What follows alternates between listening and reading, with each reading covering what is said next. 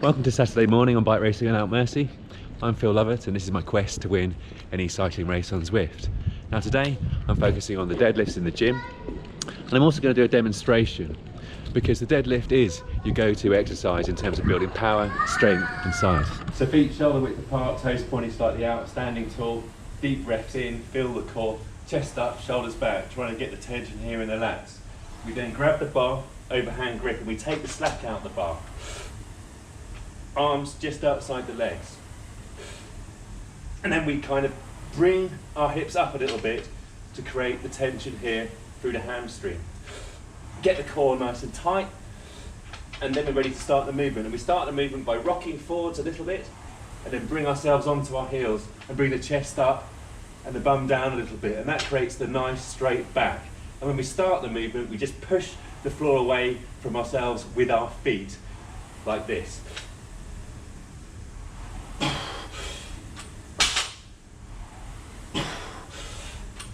And as the bar gets to about shin height, the focus is really on driving through with the hips to create the hinge movement. And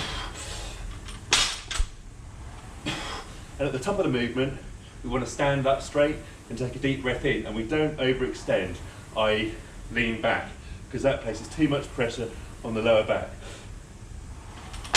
So looking at 15 minutes of EDT pairing military press, where I've increased the weight from 35 to 37.5 kilograms, and I'm sticking with 85 kilograms for the deadlift, looking to beat 14 little mini sets of 2 over the course of 15 minutes. Starting the clock now.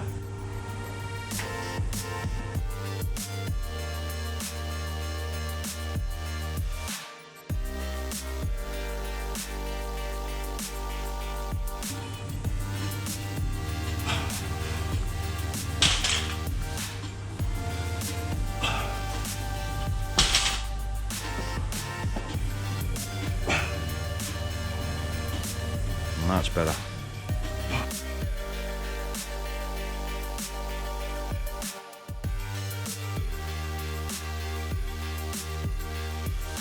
So that was really good. 15 minutes, very hard effort. Very good for building strength and muscle, but also cardiovascular as well. You can see how hard I'm breathing, and I've had about 2 or 3 minutes rest since that. It took my nervous system a little while to kind of kick in, and therefore the rep speed improved a little bit generally, throughout the 15 minutes. And also you'll have seen that on the military press, my form got a little bit better because I was getting my elbows up higher and pushing through better to kind of complete the movement. Overall, pretty happy with that, especially in the context of kind of 1.5 kilograms of weight loss over the last 2 weeks. So just time for a very quick conditioning update on Saturday the 12th of October. I'm just back from the gym, the deadlift and military press EDT session.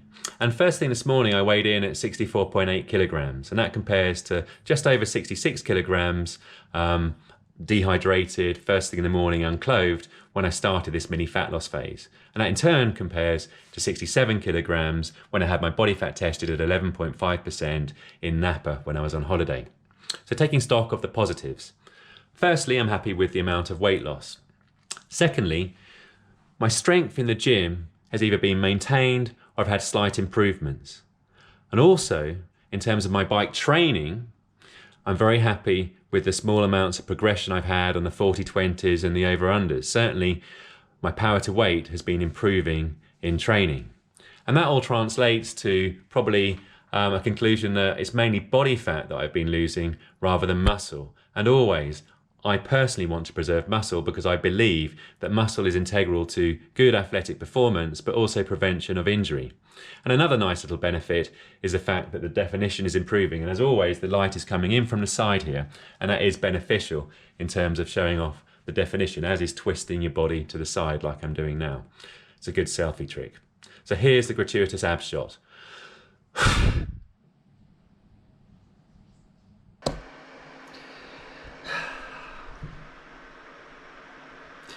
I'm sorry to invade your vlogs, Phil. I am sorry. But what a way to make a man feel bad. I mean, you look phenomenal.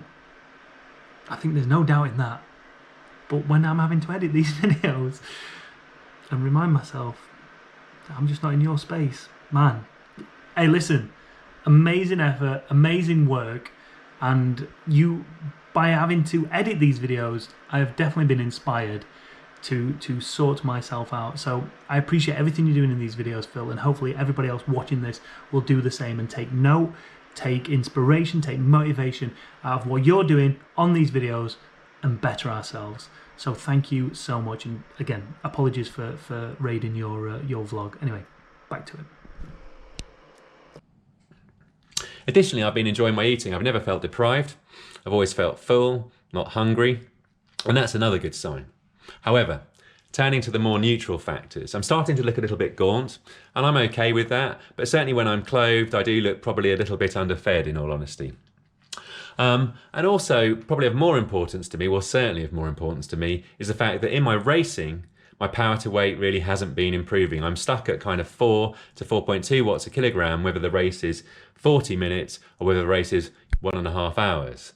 And of course, what I had been hoping is that this weight loss, allied to the 40-20, the over-under training, would all combine to kind of more power to weight during the races and a better ability to stay in the premier breakaway group. And I guess that's why I've also thrown in a little practice race each week in order to improve my racecraft.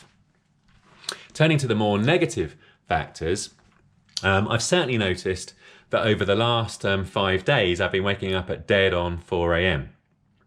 And I normally would wake up at about, I don't know, 5:30, 5:45, and so I'm losing some quality sleep. And I know that if I continue on that trajectory, I'm going to impair the body's ability to recover and ultimately impair my performance on the bike. So I'm pretty concerned about that particular factor. But of more concern is the fact that my libido is now a little bit lower. And this is always an issue for males when dieting down to single-digit body fat, as I believe I am now. I think I'll be well sub 9%. And I've always found, you know, when preparing for bodybuilding shows and that kind of thing, that as you drop your body fat to quite low levels, your testosterone falls. And that's not good in terms of health and in terms of recovery and in terms of athletic performance.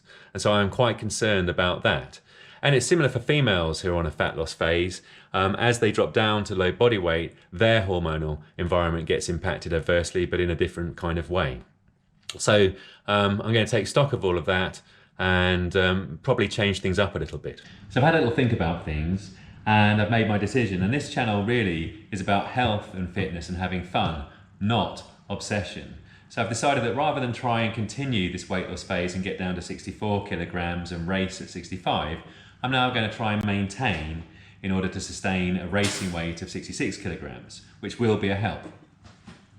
And it's actually quite a lot easier to maintain your weight than it is to lose weight. Therefore, I'm going to be able to increase the calories a little bit in order to provide a bit more energy and hopefully get that power to weight increase during the races that I'm seeking.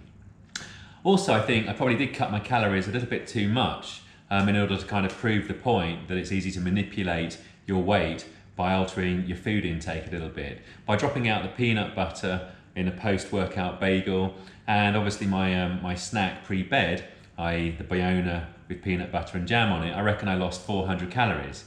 And with the weight loss still coming down, there probably wasn't much need to drop the protein shake pre-workout and replace it with the 0-calorie amino acids, which save probably another 100 calories. I reckon I could have probably achieved the same result with a calorie reduction of maybe 100 to 150 less. It's always better to go a little bit slower in terms of cutting the calories than to cut too much too soon. So, in terms of my post-workout, I'm going to continue with the bagel or oats. I'm not going to have the peanut butter post-workout. I'm going to stay with the jam and the fruit and all that kind of stuff on my usual protein shake. Pre-workout, I'm going to stick with the amino acids and continue to save the 100 to 150 calories regarding the protein shake. And I'm going to go back to my usual pre-bed routine of the Bayona bread with peanut butter and jam on it. And so really adding, I guess, about 300 to 350 calories back into the equation here.